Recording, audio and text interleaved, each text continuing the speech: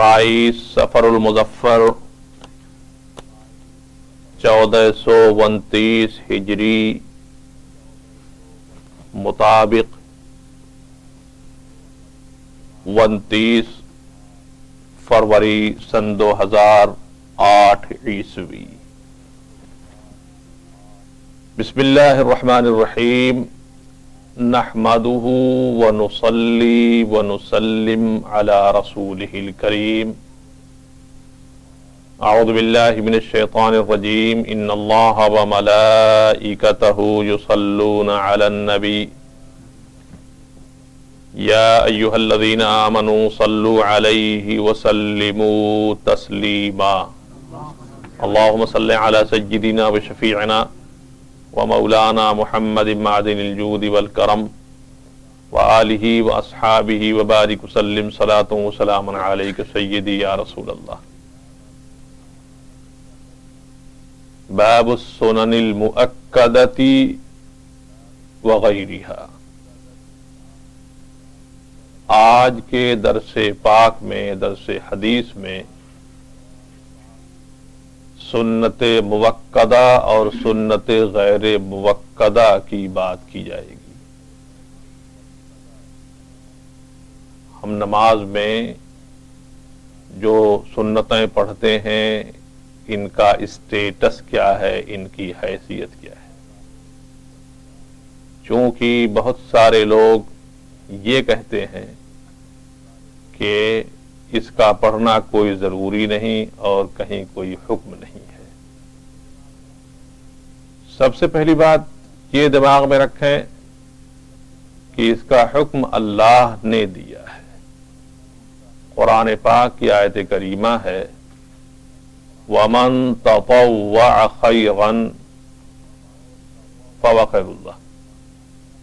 और जो नफिल ततव्वु फर्ज के बाद की हर चीज, चाहे वो सुन्नत हो, मुअक्कदा हो, गैर मुअक्कदा हो, सबको ततव्वु कहा जाता है, नफिल कहा जाता है। तो ये नवाफिल ये तुम्हारे लिए बेहतर है। वो हज़रात बुखारी और मुस्लिम की एक हदीस नकल करते हैं। उस पूरी हदीस का मतन फिर तर्जमा पढ़ के फिर मैं उसकी तशरीह कर रहा हूं। हदीस ये है, हद्दसना इस्माईल क़ाल हद्दसनी मालिक इब्न अनस अन अम्मिही अबी सुहैल इब्न मालिक अन अबीही अन्नहु समिअ फ़लहत इब्न उबैदिल्लाह यक़ूल जाअ रजुलन इला रसूलिल्लाहि सल्लल्लाहु अलैहि वसल्लम मिन अहली नज्द साइरुर रअसी नस्मअ दुविय्य सौतिही वला नफ़क़हु मा यक़ूल हत्ता दना फ़इज़ा हुवा यसअलु अनिल इस्लाम फ़क़ाल रसूलुल्लाहि सल्लल्लाहु अलैहि वसल्लम ख़म्सु सलावातिन फ़िल यौमि वल लैला फ़क़ाल हल अलय्य गैरुहा क़ाल ला इल्ला अन ततव्वअ क़ाल रसूलुल्लाहि सल्लल्लाहु अलैहि वसल्लम सियामु रमज़ान क़ाल हल अलय्य गैरुहु क़ाल ला इल्ला अन ततव्वअ क़ाल वज़कर लहु रसूलुल्लाहि सल्लल्लाहु अलैहि वसल्लम अज़्ज़कात क़ाल हल अलय्य गैरुहा क़ाल ला इल्ला अन ततव्वअ क़ाल फ़अदबर अर्रजुलु वहुव यक़ूल वल्लाहि ला अज़ीदु अला हाज़ा वला अनक़ुस क़ाल रसूलुल्लाहि सल्लल्लाहु अलैहि वसल्लम अफ़लह इन सदक़ा। ये रवायत बुखारी ने भी की है और इमाम मुस्लिम ने भी की है। तर्जमा सुन लीजिए। इमाम बुखारी फरमाते हैं कि मुझको ये हदीस जो मैं बयान करने जा रहा हूं, ये हदीस मुझको हजरत मालिक इब्न अनस ने अपने चचा अबू सुहैल इब्न मालिक से रवायत करते हुए बयान की है। उन्होंने अपने बाप से रवायत की। उन्होंने खुद हजरत तलहा बिन उबैदुल्लाह से सुना था। तलहा बिन उबैदुल्लाह ये सहाबी रसूल हैं जिनसे ये रवायत आई हुई है। हदीस सुने अब हदीस का मतन। वो फरमाते हैं कि नज्द का एक आदमी आया जिसका सर गर्दो गुबार में अटा हुआ था, बाल बिल्कुल उलझे हुए थे सब। नज्द जिसको आजकल सऊदीया का कैपिटल है, जिसको रियाज बोलते हैं, نجد کا ایک شخص آیا، اس کے سائر الراس، اس کا سر گرد و غبار میں اٹا ہوا تھا، تو وہ آیا، اس کے بعد نبی کریم صلی اللہ علیہ وسلم سے کچھ باتیں کرنے لگا. دبیون مانے کہتے ہیں کہ بھن بھناہٹ، وہ کچھ پوچھ رہا تھا. کیا پوچھ رہا تھا ہم سمجھ نہیں پا رہے، معرف کو ہم سمجھ نہیں پا رہے تھے کیا پوچھ رہا ہے. تو وہ حضور سے قریب ہوا اور ہم بھی قریب ہو گئے. تب دیکھیں کہتا کیا ہے، پوچھتا کیا ہے. تو کہتے ہیں کہ تو ہم نے سنا، تو کیا پوچھ رہا تھا وہ اسلام کے بارے میں کوئی باتیں معلوم کر رہا تھا. یا رسول اللہ اسلام کے بارے مجھے بتائیے. حضور نے فرمایا صلی اللہ علیہ وسلم، 5 صلوات فی الیوم واللیلہ، دن اور رات میں 5 نمازیں ہیں. حدیث کو بہت غور سنیے گا، یہ حدیث اگر دماغ میں رہ گئی تو جو بحث اٹھائی جائے گی اس کا سمجھنا آسان ہو جائے گا. تو اس نے پھر کہا کہ اس کے علاوہ کچھ اور، یعنی جو نماز آپ نے فرمائی ہے کہ 5 وقت کی نمازیں رات اور دن میں پڑھنا ہے، تو کیا ان نمازوں کے علاوہ کوئی اور بھی نماز؟ حضور نے فرمایا نہیں، الا ان تطوع، مگر تم جو نفل چاہو پڑھو، تم جو نفل چاہو پڑھو. پھر اس کے بعد حضور نے ارشاد فرمایا اور رمضان کا روزہ. تو پھر پوچھتا ہے کیا اس کے علاوہ؟ حضور نے فرمایا نہیں، مگر تم جو چاہو نفل پڑھو، نفل ادا کرو، یعنی نفلی روزہ رکھو. پھر حضور نے ارشاد فرمایا زکوٰۃ. تو پھر اس نے پوچھا کیا اس کے علاوہ؟ حضور نے فرمایا نہیں، مگر تم جو چاہو نفلی زکوٰۃ، یعنی صدقہ نافلہ. صرف 3 سوال کیا ہے اس نے، حج کے بارے میں سوال ابھی نہیں کیا ہے. اس سے محسوس ہوتا ہے کہ روایت جس وقت کی بیان کی جا رہی ہے ابھی حج فرض ہی نہیں ہوا تھا. فأدبر الرجل، آدمی جانے لگا، پیٹ پھیر کے جانے لگا وہ، اور وہ کہہ رہا تھا واللہ لا ازید علی ھذا ولا انقص، قسم خدا کی نہ میں اس سے زیادہ کروں گا نہ اس سے کم کروں گا. حضور نے فرمایا افلح ان صدقہ، اگر اس نے یہ بات جو کہی ہے نا کہ اس سے نہ زیادہ کروں گا نہ کم کروں گا، سچ کہا اس نے، تو یقیناً یہ کامیاب ہو گیا ہے. یہ حدیث ہے ان حضرات کی جو یہ کہتے ہیں کہ صرف فرائض ہی کافی ہیں، نوافل کا کوئی اہتمام نہیں. اسی لیے آپ نے دیکھا ہوگا کہ فرض نمازیں پڑھی فوراً چل پڑتے ہیں، سنتیں نہیں پڑھتے وہ لوگ. اس حدیث پاک سے جو بات سمجھ میں آئی وہ کیا کہ جب اس شخص نے، وہ صحابی رسول ہے، انہوں نے جب یہ بات پوچھی تو حضور نے فرمایا یہ 5 وقت کی نماز، یہ رمضان کا روزہ، یہ زکوٰۃ. اور پھر اس بندے نے جو کہا کہ میں اس پر نہ کم کروں گا نہ زیادہ کروں گا، تو دراصل یہ فرائض بتائے تھے حضور نے کہ 5 وقت کی فرض کی نمازیں جو ہیں کوئی چھٹا فرض نہ میں کروں گا، نہ 5 وقت میں 4 وقت کے فرض کو مانوں گا. حضور نے فرمایا 5 فرائض ہیں، 5 وقت کی نمازیں، فجر، ظہر، عصر، مغرب، عشاء کی 5 نمازیں فرض ہیں، اس پر میں 6 نہیں کروں گا اور اس کو نہ 4 کروں گا. لیکن اسی حدیث میں یہ بات بھی حضور نے فرما دی الا ان تطوع، مگر تم جو تطوع کرنا چاہو، یعنی نوافل جتنا پڑھنا چاہو. دوسری حدیث پاک امام مستدرک نے، امام حاکم نے مستدرک میں نقل کی ہے، بالکل اسی طرح سے ہے، عبارت تھوڑی بدلی ہے. عن انس قال رجل یا رسول اللہ کم افترض اللہ علی عباده من الصلوات؟ قال 5 صلوات. قال هل قبلهن وبعدهن شيء؟ قال افترض الله على عباده صلوات 5 فحلف الرجل بالله لا يزيد ولا ينقص. فقال رسول اللہ صلی اللہ علیہ وسلم ان صدق دخل الجنہ. یہ امام حاکم نے مستدرک ایک کتاب حدیث پاک کی ہے جو بالکل بخاری اور مسلم کے طرح سے لکھی گئی ہے.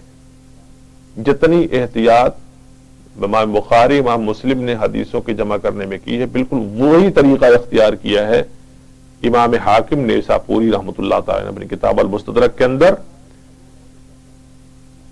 تو یہ روایت جو نقل کرتے ہیں یہ بخاری اور مسلم میں نہیں ہوتی ہے، اسی لیے انہوں نے الگ سے کتاب لکھی، ان کی کتاب کا نام مستدرک ہے، یہ روایت مستدرک کی ہے۔ حضرت انس نے فرمایا کہ ایک آدمی آیا حضور کے پاس، اس نے حضور سے سوال کیا، رسول اللہ، اللہ تعالیٰ نے بندوں پر کتنی نمازیں فرض کی ہیں؟ حضور نے فرمایا 5 وقت کی نمازیں۔ پھر اس نے پوچھا اس سے پہلے اس کے بعد؟ حضور نے فرمایا نہیں، اللہ نے 5 وقت کی نمازیں اپنے بندوں پر فرض کی ہیں بس۔ تو اس آدمی نے قسمیہ کہا کہ قسم خدا کی اب یہ اس پر نہ زیادہ کرے گا نہ کم کرے گا۔ حضور نے فرمایا اگر اس نے سچ کہا ہے تو جنت میں جائے گا۔ تو یہ حدیثیں دونوں جو مینشن کی جا رہی ہیں یہ فرائض کے تعلق سے ہیں کہ فرائض میں نہ کوئی کمی ہے، فرائض میں نہ کوئی زیادتی ہے۔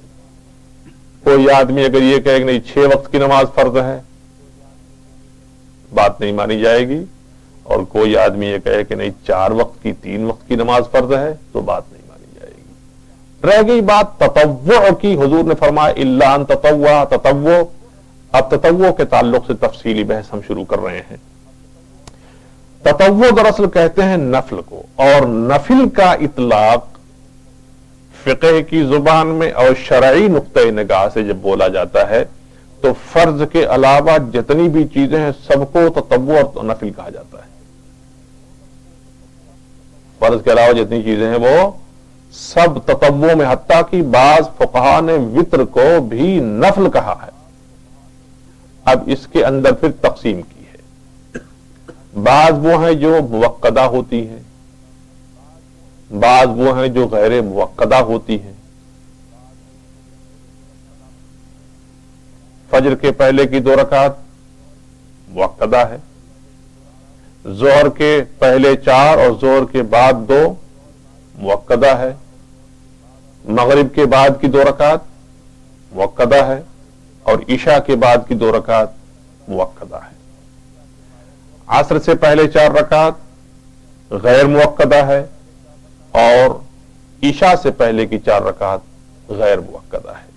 موقدہ کیا ہوتی ہے؟ موقدہ کسے کہتے ہیں؟ موقدہ کے بارے میں یہ بات بیان فرمائی گئی۔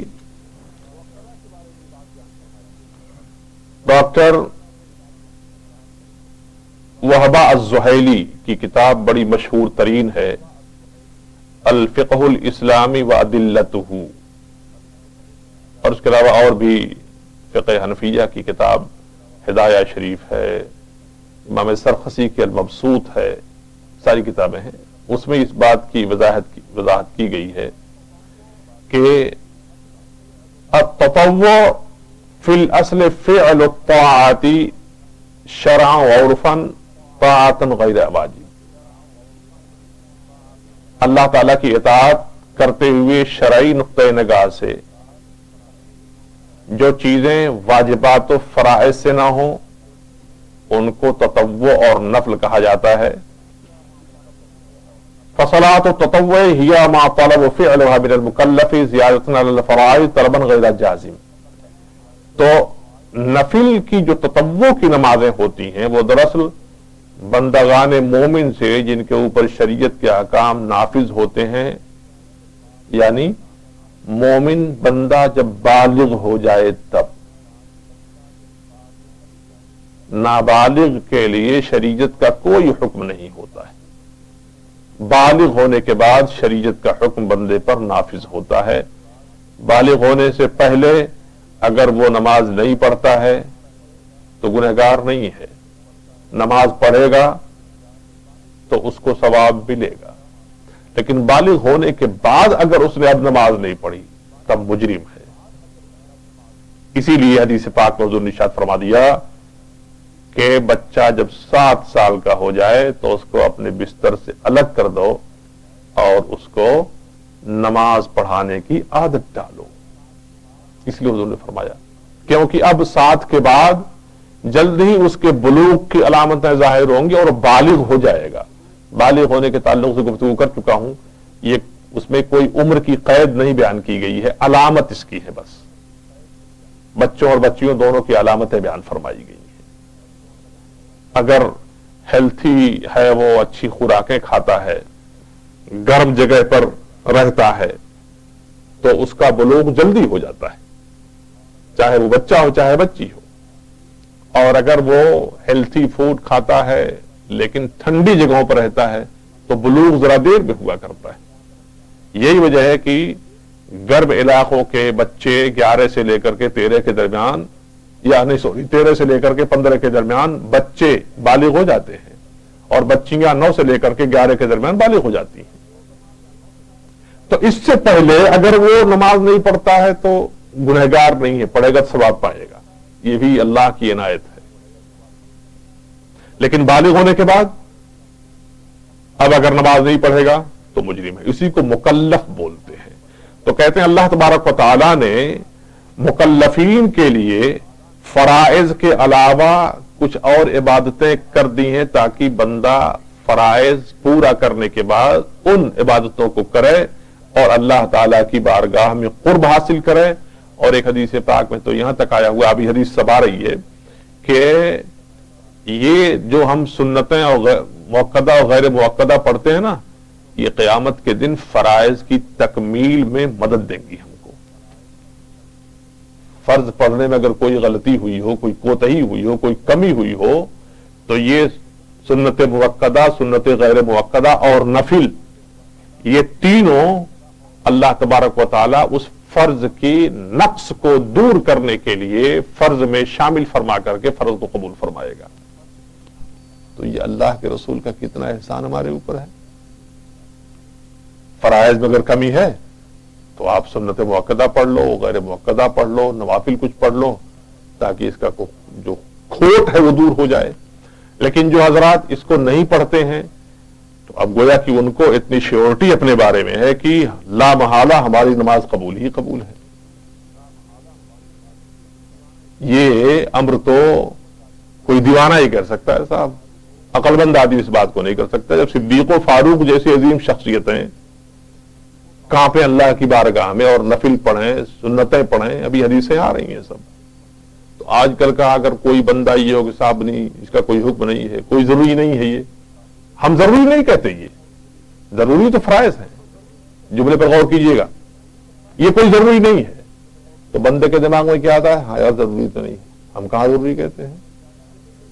کوئی جملہ نوافل کے حوالے سے ضروری آیا، ضروری تو فرائض و واجبات ہوتے ہیں۔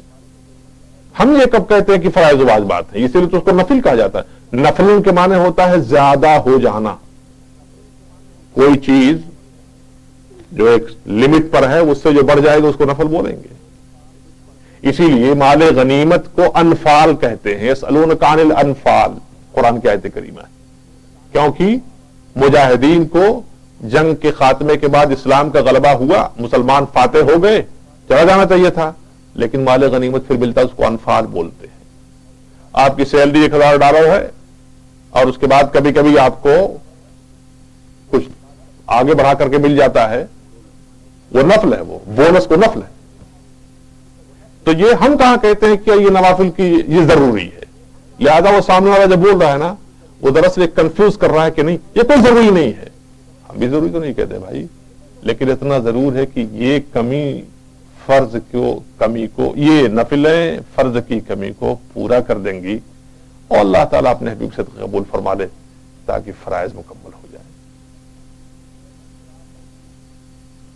اس سلسلے میں اختلاف ہے کہ حنفیوں کے نزدیک، مالکی امام مالک کے نزدیک، امام شافعی کے نزدیک، امام احمد ابن حنبل کے نزدیک نوافل کی تعداد میں بڑا اختلاف پایا گیا ہے، مگر یہ بات طے شدہ ہے کہ سنتوں کی تعداد میں فرق ضرور ہے، مگر سنتیں سب کے یہاں ہیں۔ بات سمجھ میں آئی؟ سنتوں کی تعداد میں تو فرق ہو سکتا ہے، مگر سنتیں سب کے یہاں، سب سنت پڑھتے ہیں اور سب کے یہاں سنتوں کے احکام ہیں۔ اب آئیے پہلی حدیث پاک سنیں۔ یہ روایت آئی ہوئی ہے، امام مسلم نے صحیح مسلم شریف کے اندر بیان فرمایا ہے، نہیں بخاری کی روایت پہلی ہوگی۔ بخاری شریف کی پہلی روایت ہے.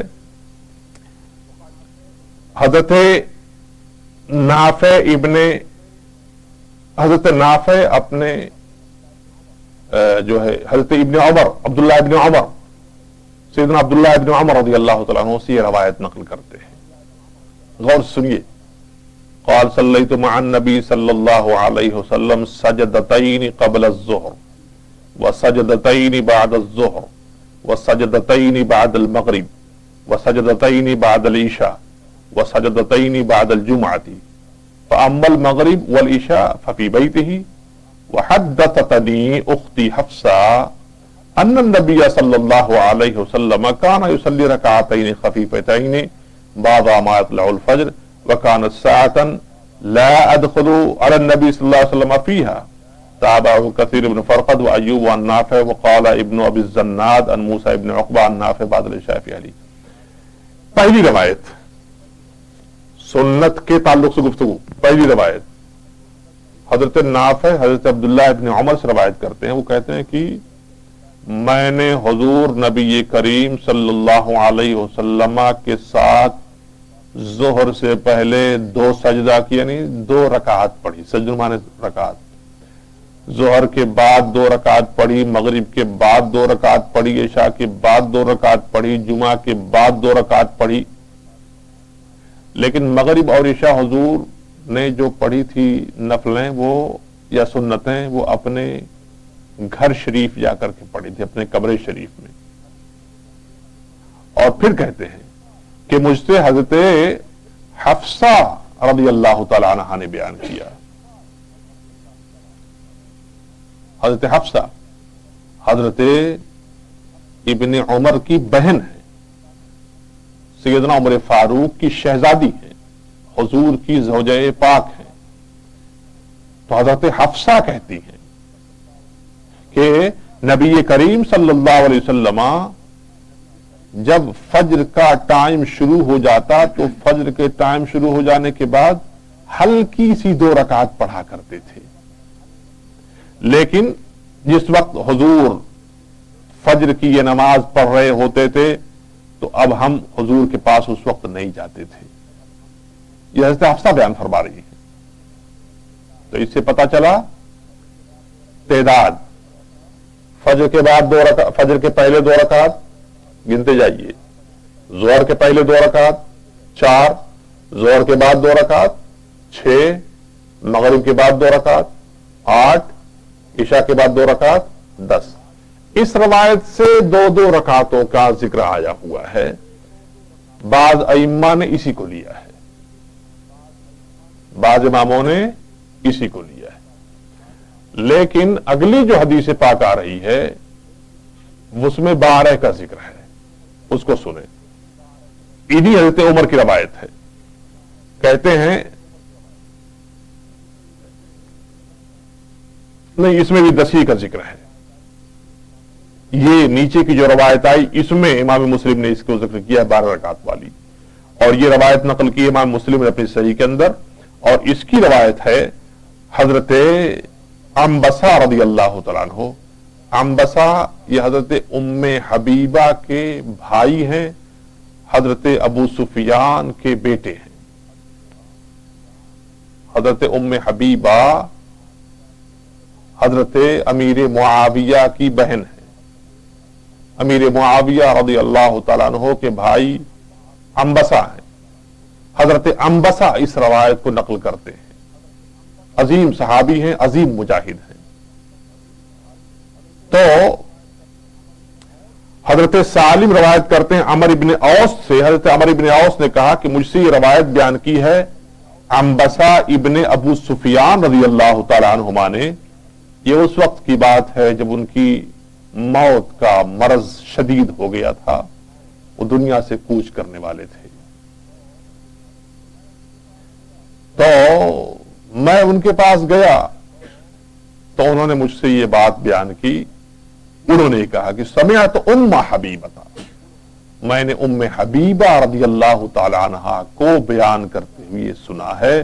ام حبیبہ بھی حضور کی زوجہ پاک میں سے ایک شریک حیات ہیں, جو حضرت عنبسہ حضرت امیر معاویہ کی بہن ہے.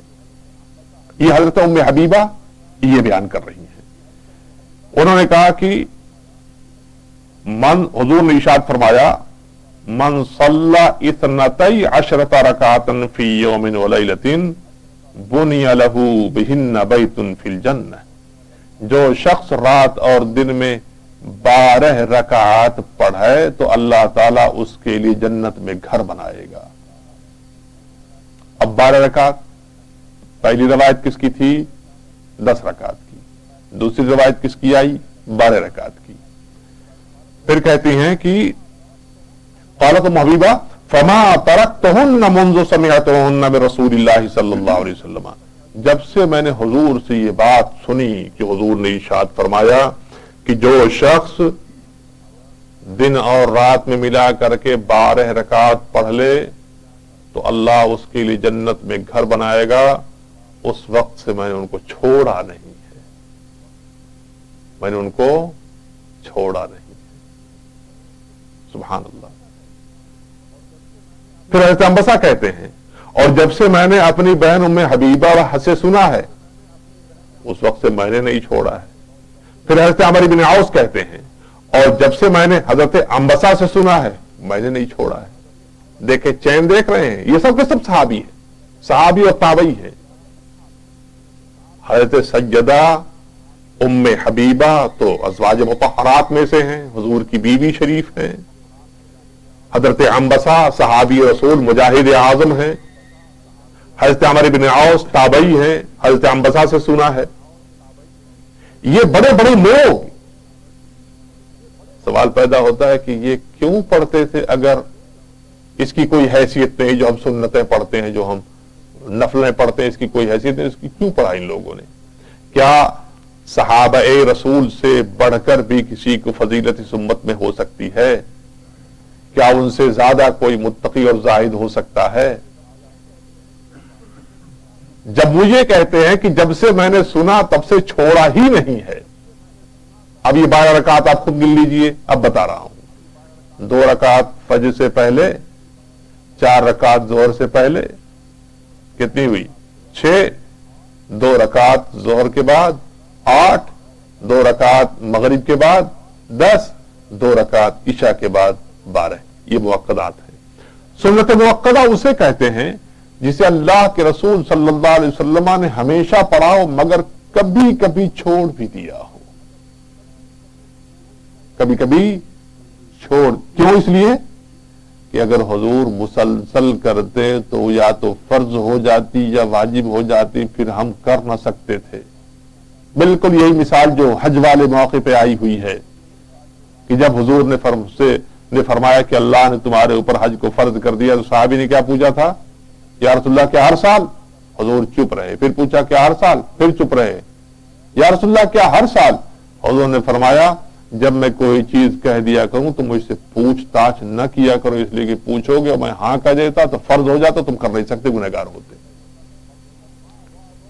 اسی لیے ما واظب النبی صلی اللہ علیہ وسلم، جس کو حضور نے ہمیشہ کیا ہو مگر کبھی کبھی چھوڑ دیا ہو تاکہ امت پر یہ فرض اور واجب نہ ہونے پائے.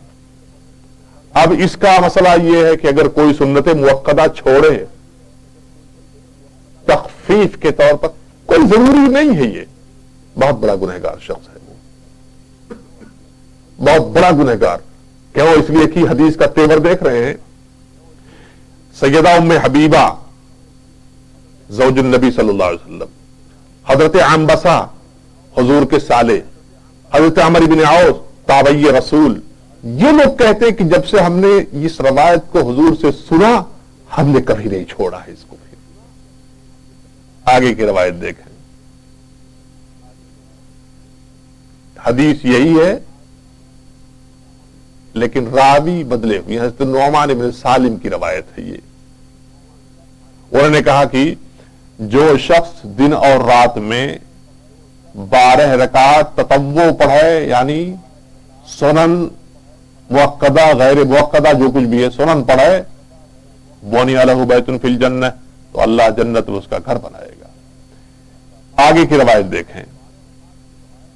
اچھا، یہ 12 رکعات کی روایت جو ہے اس کو دیکھیں، اس کو امام بخاری نے بھی نقل کیا ہے، امام مسلم نے بھی نقل کیا ہے، امام ترمذی بھی نقل کیا ہے، حضرت نسائی نے تو باب ہی اتنا لمبا باندھا ہے، کم سے کم 25 حدیثیں تو خالی اسی پر نقل کر ڈالی ہے۔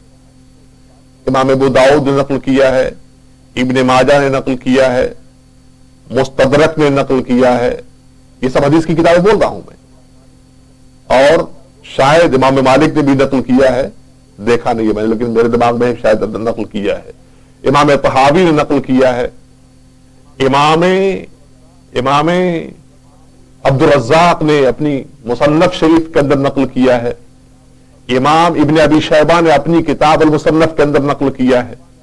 بڑے بڑے محدثین وہ تو کہتے ہیں، اپنی کتابوں میں نقل کرتے ہیں کہ 12 رکعت سنت مؤکدہ پڑھنا چاہیے۔ اب آپ مجھ کو بتائیے کہ میں ان کی بات مانوں کہ ان کی بات مانوں، کس کی بات مانی جائے گی؟ ظاہر سی بات انہی کی مانی جائے گی۔ لہذا سنت کو چھوڑ کر کے لوگوں کو یہ باور کرانا اور یہ ذہن دینا کوئی ضروری نہیں ہے۔ یقین کیجئے کہ یہ اسلام کے ساتھ بہت بڑی غداری ہے، اسلام کے ساتھ بہت بڑی غداری ہے۔ اللہ تعالی بندگان مومن کو گناہیں پاک کرنے کا کتنا طریقہ بتایا ہے۔ یہ فضائل جتنے بیان کی جا رہے ہیں، یہ نوافل جتنے ہیں نا، یہ سب میں نے عرض کیا نا کہ چونکہ فرائض کی کمی کو ان کے ذریعہ پورا کیا جائے گا، بندہ گناہ کرتا رہتا ہے، چھوٹے گناہ بڑے گناہ ہوتے رہتے ہیں۔ اللہ کا احسان اور رسول کا کرم خاص کہ اللہ تعالیٰ نے ہم جیسے مجرموں کے لیے ایسے آسان راستے بیان فرما دیے، ورنہ گناہوں کا اتنا بوجھ جم جاتا ہم لوگوں کے اوپر کہ اٹھنا مشکل ہو جاتا۔ آئے بات سمجھ میں؟ اچھا،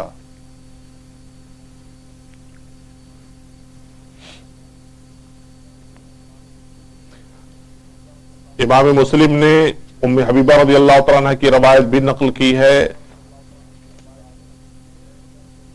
ابو داؤد نے بھی سیم انہی لفظوں کے ساتھ روایت نقل کی ہے۔ قال النبی صلی اللہ علیہ وسلم من صلی فی یوم ثنتین 10 رکعتا تطوعا بنی له بیت فی الجنہ، جس شخص نے 12 رکعت نفل پڑھی، جب بھی نفل کا لفظ استعمال کروں گا آج کے اس درس میں تو اس کا مراد کیا ہے؟ ابھی سنت مؤکدہ، ابھی صرف سنت مؤکدہ ہماری بحث ہو رہی ہے، تو اللہ تعالیٰ اس کے لیے جنت میں مکان بنائے گا۔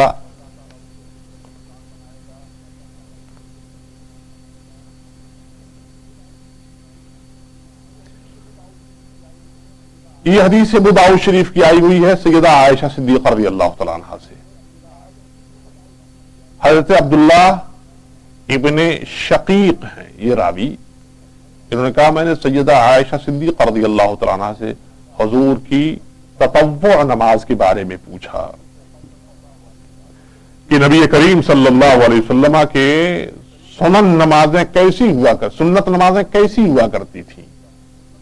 فقالت، انہوں نے ارشاد فرمایا کان یصلی قبل الظہر 4 فی بیتی، حضور ظہر سے پہلے 4 رکعت میرے کمرے میں پڑھا کرتے تھے۔ ثم یخرج فیصلی بالناس، پھر حضور نکلتے لوگوں کو نماز پڑھاتے۔ ثم یرجع الی بیتی فیصلی رکعتین، پھر حضور لوٹ کے میرے کمرے میں آتے تو 2 رکعت پڑھتے۔ 6 ہوئی۔ وکان یصلی بالناس مغرب کی نماز حضور لوگوں کو پڑھاتے۔ ثم یرجع الی بیتی فیصلی رکعتین، پھر لوٹ کے میرے کمرے شریفہ میں آتے تو پھر 2 رکعت پڑھتے۔ وکان یصلی بہم العشاء، لوگوں کو عشاء کی نماز پڑھاتے۔ ثم يدخل بیتی فیصلی رکعتین، پھر اس کے بعد حضور واپس تشریف لاتے میرے کمرے میں تو پھر 2 رکعت نماز پڑھتے۔ یہ ہو گئی سنن مؤکدہ۔ وَكَانَ يُصَلِّ مِنَ اللَّيْلِ 9 رَكَعَاتٍ فِيهِنَّ الْوِتْرُ، اور اس کے بعد رات میں حضور 9 رکعت پڑھا کرتے تھے جس میں وتر بھی شامل ہے۔ یہاں 2 بحثیں ہیں، اس کو بھی سمجھا رہا ہوں، پہلے حدیث پوری کر لوں۔ वकान युसल्ली लैलन तवीलन काइमन व लैलन तवीलन जालिसन फइज़ा क़रा व हुवा क़ाइमुन रका व सजदा व हुवा क़ाइम व इज़ा क़रा व हुवा क़ाइदुन रका व सजदा व हुवा क़ाइद वकान इज़ा तला अल फज्र सल्ला रकातैन सुम्मा यख़ुज़ु फयुसल्ली बिन्नास सलातल फज्र सल्लल्लाहु अलैहि वसल्लम। तो हुजूर इनके अलावा रात में 9 रकात पढ़ते जिसमें वित्र भी शामिल होती, और हुजूर रातों को बड़ी लंबी लंबी नमाजें पढ़ा करते थे, बहुत लंबी लंबी। इसका जिक्र तो खुद कुरान में आया हुआ है, या अय्युहल मुज़्ज़म्मिल क़ुमिल लैला इल्ला क़लीला। ए चादर मुबारका ओढ़ने वाले मेरे महबूब, रात को जरा सा क़याम हम कम कर दीजिए, थोड़ा निस्फहू, आधी रात तक कीजिए, अविन कुस्मिनु, या आधी रात से भी कम। मुझे ये बुखारी के हदीस पाक है, हुज़ूर नबी करीम सल्लल्लाहु अलैहि वसल्लम इतना तवील क़याम फरमाते, इतनी लंबी लंबी नमाजें पढ़ा करते थे हुजूर कि आपके पांव शरीफ की, पिडली शरीफ की रगें वरम कर जाती थी, सूज जाती थी, और ऐसा लगता जैसे अभी खून फट जाएंगी, खून निकल जाएगा। इतनी मशक्कत, इतनी लंबी नमाजें हुजूर पढ़ा करते थे। तो अल्लाह तबारक व तआला ने हुक्म दिया, ए महबूब इतनी मशक्कत न उठाओ, आधी रात तक या आधी रात से कुछ कम तक आप जगा करो और नमाजें पढ़ा करो, इबादत किया करो। तो कहती है कि हुजूर बड़ी लंबी लंबी नमाजें पढ़ते, खड़े होकर के पढ़ते। जब खड़े होकर पढ़ते तो खड़े होकर के फिर सजदे में रुकू में जाते, सजदे में जाते। और कभी ऐसा भी होता कि हुजूर बैठ करके भी पढ़ा करते थे। तो जब बैठ के पढ़ते तो बैठ कर रुकू भी करते, बैठ करके सजदा ही किया करते थे। 2 बहस इस हदीस पाक में आई। ये रवायत नकल की है अबू दाऊद ने। पहली हदीस जो नकल की गई तो उसमें बात बयान की गई थी कि हुजूर ज़ोहर से पहले 2 रकात पढ़ते थे, जिसमें 10 रकात का जिक्र किया गया है। फिर उसके बाद रवायत आई कि हुजूर 12 रकात पढ़ा कर, जिसमें ज़ोहर से पहले 4 रकात का जिक्र किया गया है। इसकी वजह क्या है? इस सलोशन को हदीस और इस्तिलाह की जुबान में तत्बीक बोलते हैं।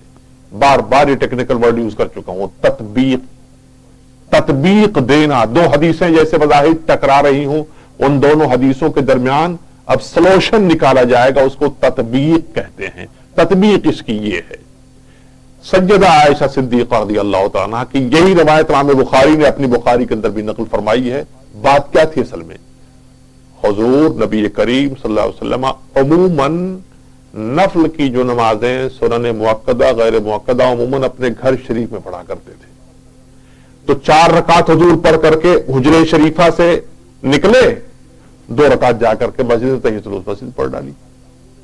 तो सहाबा कराम जिन लोगों ने 2 की रवायत की, जरा गौर समझिएगा, जिन लोगों ने 2 की रवायत की कि हुजूर ज़ोहर से पहले 2 रकात पढ़ा करते थे, ये वो हजरात हैं कि जिन्होंने हुजूर को देखा कि हुजूर मस्जिद में तशरीफ लाए और 2 रकात तहियतुल मस्जिद पढ़ी है, तो तहियतुल मस्जिद को उन्होंने सुन्नत बना दिया।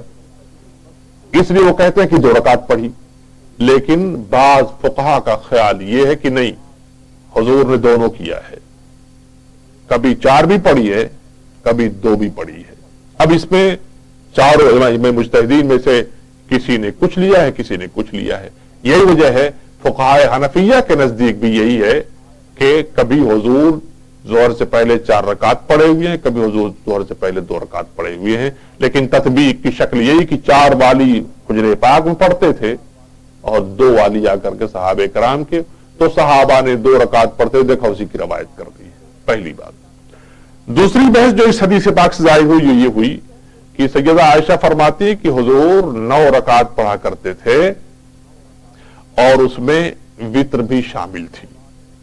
अगर ये हदीस पाक इस नहज पर है और यकीन बुखारी और मुस्लिम में नकल, इसमें अबू दाऊद ने नकल की है, तो ये होगा कि 8 रकातें तहज्जुद की होती थी और 1 रकात वित्र की हुआ करती थी।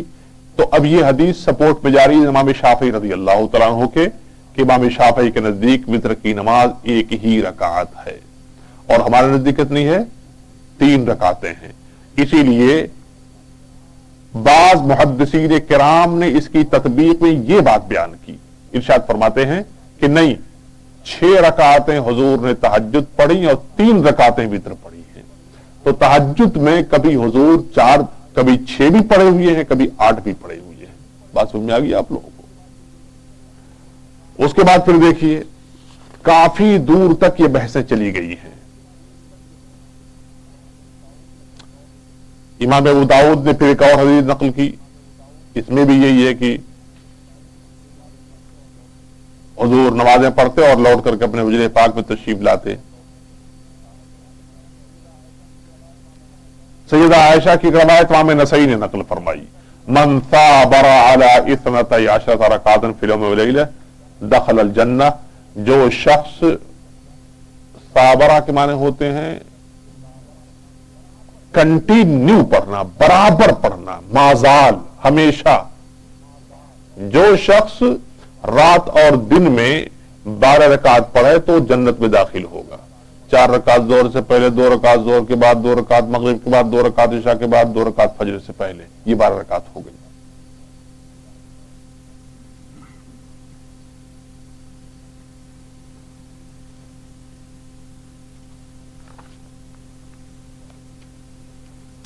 تقریباً 20-25 حدیثیں اس طرح کی نقل کی گئی ہیں. امام بخاری، امام نسائی اور امام ترمذی وغیرہ سب نے اس کو نقل کیا ہے. اور ابن عمر کی روایت، حضرت عائشہ کی، حضرت ام حبیبہ کی، حضرت ابو ہریرہ کی ایک روایت بھی اسی طرح کی نقل کی گئی ہے.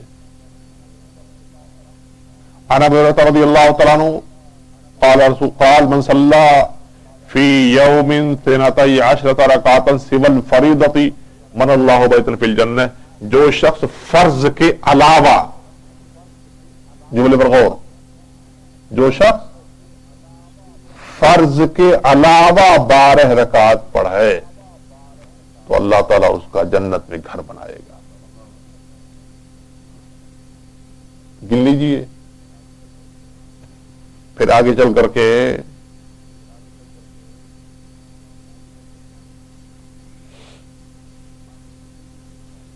امام ترمذی نے اس میں بھی کئی لوگوں کے اقوال نقل کیے ہیں. یہ بحث مجموعی حیثیت سے تھی کہ سارے محدثین جتنا ذکر کیا ہم نے، ان سب حضرات نے یہ بیان کیا کہ فرائض کے علاوہ 12 رکعات یہ پڑھنا بہت ثواب کا کام ہے. اور اس لیے کہ من ثابرہ، جو مداومت کرے اس کے اوپر، تو اس مداومت کی وجہ سے جو ہمیشہ پڑھی جاتی ہے، ہمیشگی کرے، اس وجہ سے یہ سنن موقدہ ہو گئی ہے. لہذا سنت موقدہ چھوڑنے والا مجرم ہے، گنہگار ہے.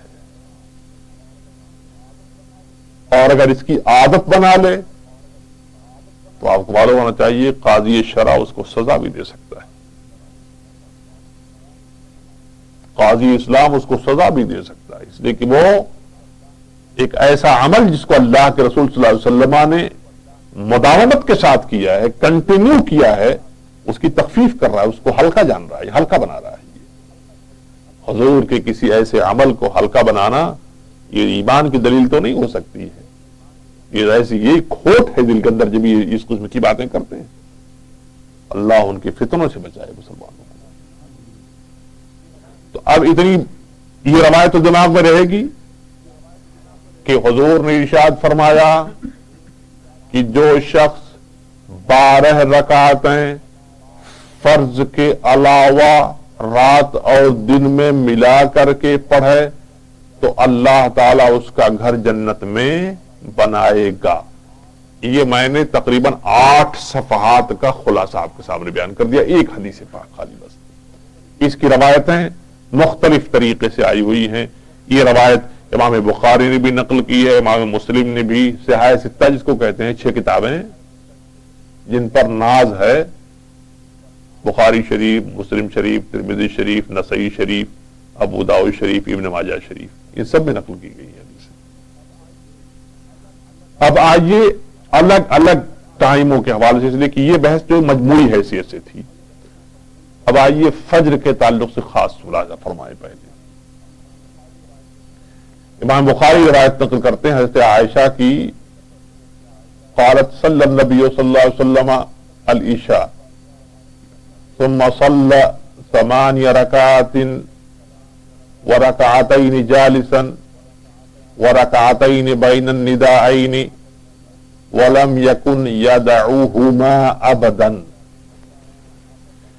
اللہ کے رسول صلی اللہ علیہ وسلم رات کو 8 رکعات پڑھتے تھے۔ یہ تہجد والی بات آئی، تہجد والی بات آ گئی۔ حضور رات کو 8 رکعات پڑھتے تھے، وَرَكَعَتَيْنِ جَالِسًا، اور 2 رکعات پھر بیٹھ کے پڑھتے تھے۔ تہجد حضور پر فرض، امتیوں پر فرض نہیں ہے، لیکن تہجد پڑھنے والے کو ثواب بہت ملتا ہے۔ تہجد پڑھنے والے کو بہت ملتا ہے، اور اس کی سب سے بڑی خوبی یہ ہے کہ جو شخص تہجد کا عادی ہوگا نا، اس کا چہرہ بتا دیتا ہے کہ یہ بندہ اللہ کا پرہیزگار بندہ ہے، اس کا چہرہ بتا دیتا ہے۔ ہم نے دیکھا ہے ان اللہ والوں کو جو تہجد کی خاص طور سے رعایت کیا کرتے ہیں، تو وہ ان کے چہرے پر عجیب قسم کا حسن محسوس ہوتا ہے، جی ملاحت اور صباحت ان کے چہرے پر نظر آتی۔ اس لیے تہجد پڑھنے کی اگر عادت پڑ جائے تو اللہ تعالیٰ توفیق حسن ہم سب کو بھی عطا فرمائے۔ پھر کہتے ہیں وَرَكَعَتَيْنِ بَيْنَ النِّدَاءَيْنِ، 8 رکعت تہجد پڑھی، اس کے بعد 2 رکعت اور پڑھی حضور نے۔ کہتے ہیں اس کے بعد پھر حضور 2 رکعت اور پڑھتے دونوں نداؤں کے درمیان، یعنی آذان اور اقامت کے درمیان۔ حضرت بلال حبشی رضی اللہ تعالیٰ عنہ اذان پڑھتے، اس کے بعد پھر حضور 2 رکعت پڑھتے، اس کے بعد اقامت پڑھی جاتی، اس کے بیچ میں حضور 2 رکعت پڑھا کرتے تھے۔ کہتے ہیں وَلَمْ يَكُنْ يَدْعُوهُمَا أَبَدًا، حضور نے اس کو کبھی نہیں چھوڑا۔ گویا کہ فجر کی 2 رکعت کی سنتیں یہ حضور نے ابدا کبھی بھی نہیں چھوڑا ہے۔ یہی وجہ ہے کہ تمام سنت موقدہ میں سب سے زیادہ قوی فجر کی سنت ہے، اور اس کے بعد پھر ظہر کے پہلے والی 4 رکعت والی سنت ہے، یہ مرتبہ۔ اور اسی وجہ سے کسی سنت کی قضا نہیں ہوتی، لیکن فجر کی ایک ایسی سنت ہے کہ حنفیوں کے نزدیک اس کی قضا ہے، اور اسی وجہ سے